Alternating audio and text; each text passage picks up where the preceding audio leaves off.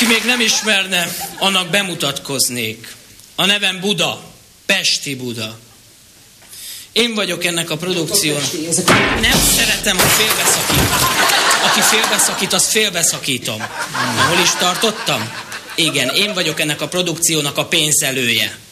A tervem nem más, mint a kultúra totális, teljes megsemmisítése. Én pénzeltem a Veresegyházi asszonykórust, Zámbó Árpád koncertkörútját, Pokriszcsák Mónikát, Balázs Pali fodrászát, a Shygeist. De most valami egészen újat akarok önöknek mutatni, ami fölér egy atomcsapással. Csókolom, jó esét kívánok mindenkinek és minden kedves nézőnek, aki ma minket...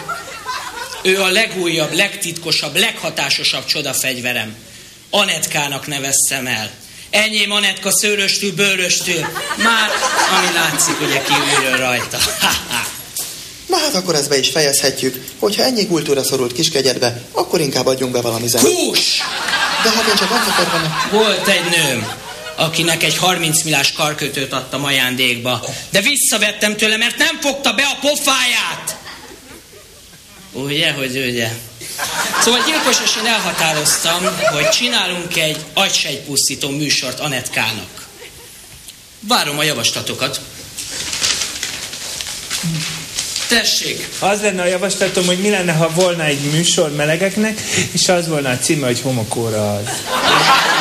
Na most én szeretném a homokórát megállítani. Aki pedig meleg, az hűtse le magát. Más? Én azt szeretném mondani, hogy van egy olyan ötletem, hogy megcsinálnánk azt, hogy énekelnék, és akkor lenne egy lehetőség arra, hogy Lenyűgöző. Fantasztikus.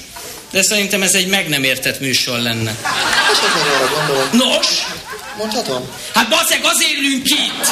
Tessék, hallgassuk Anetkát! Arra gondoltam, hogy ülnék egy kamera előtt, nem nagyon sok ruhában, néha magamhoz nyúlnék, és beszélgetnék a Bingo, ez az! Ez az, amire gondoltam. De mit csinálnál? Hát ezt, amit elmondtam. Jó, de mit csinálnál? Semmi, ezt. Nem bánom, de akkor kéne alapítanunk egy médiaiskolát, ahol ezt taníthatjuk. Aha, oké.